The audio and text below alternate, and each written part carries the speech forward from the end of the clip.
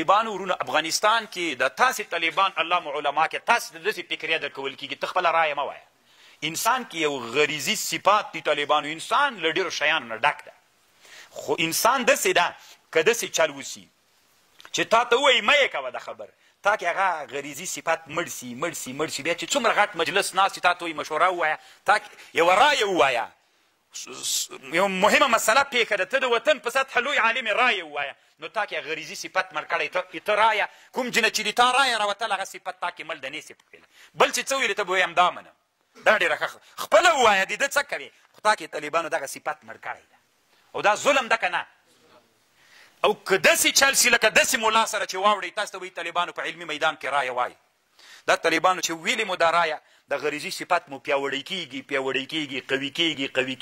کېږي داسې حالت ته راوځي طالبانو که دا رایه د غلط او بله د بیا صحیح کېږي همدې ته هڅول کېږي دا در باندې غالبه سي. بیا که په یو لوی علمي مجلس کې کښېنې د اسلامي امت په سطحه باندې مجلس چې تا نه غوښتنه وسي رایه دې ووایه ته بیا تقلید نه کوې ته خپل رایه لرې بیا لکه دا غریزي صفت دې څوک سوی ده ژوندی سوی ده. اوس طالبانو روح الماني غریزي صفت ژوندی ده، اوس امام روح الماني که غریزي صفت مړ وی دا خبره یې نه کوله. روح الماني یوه خبره کړې ده د روح الماني رحمه الله خبرې ته تاسې غوږ ونیسئ. طالبانو په ابن الهمام یې رد کړی ده، څومره ښه خبرې کړې. ابن الهمامه تا ته په کمال ادب باندې اخبار د حمد دوه حالته لري چې اخبار د حمد ده که نه، یو په هغه حالت کې چې تنادي تا اخبار د حمد مقصد وي بس، یو هغه حالت ته چې ته سره له اخبار د حمد نه اعتقادم په دې اخباریت کې د حمدیت ولري بیا څوک ده. زه طالبانو داسې وایم حمد په نفس الامر کې الله لره ده، الحمد مبتدا و خبر چې کنه خو جمله خبریه سوه، زه اخبار د حمد کوم سره له اعتقادیت د دې چې الله د حمد الله لره ده. په اخبار کې په دې اخبار کې د چا اعتقادم لرم د حمدیت اعتقادم لرم، نو اخبار عن الحمد حمد ده که نه ده. ابن الهمام تا مطلق رد که دوه خبرې پکې اخبار د حمد هغه حالت کې حمد نه ده چې ته اعتقاد د حمدیت نه لري. که چېرته د تا په د اخبار د حمد کې اعتقاد د حمدیت و بیا د اخبار د حمد هم څوک ده، نو هم زه مخبر د حمد سوم زه هم حامد سوم. نه پوهېږم چې تاسې په خبر پوهېږئ خوند دې درکړه که یې در نه کوئ. طالبانو داسې تقلید مه کوئ خوند دې درکړه که یې در نه کوئ. د ابن الهمام خبره دا طالبانو جلالین کې بیا زده کوي که نه، جلالین کې به وایي قولو انشاید اپیدها ثالث که نه هلته جلالین کې وایي اما خبریة و اما انشائیة اپیدها ثالث. اپیدها ثالث دا معنه لفظا هغه د معننداره خبرې کوي تر ټولو نه ښه محاکمه باید په چا وسي په روح الماني باندې وسي. اخبار د حمد دا جمله څوک ده الحمدلله، نو خو باید مسلمان خو حامد وي، ته خو بیا حامد نسې ته نه مخبر سوې، نه چې کله د مخبر د حمد اعتقاد د چا وي هغه حامد وي. څومره ښه خبرې وکړه. زه تاسې نه اوس پوښتنه کوم طالبانو ایدو د ابن الهمام جنجال و که نه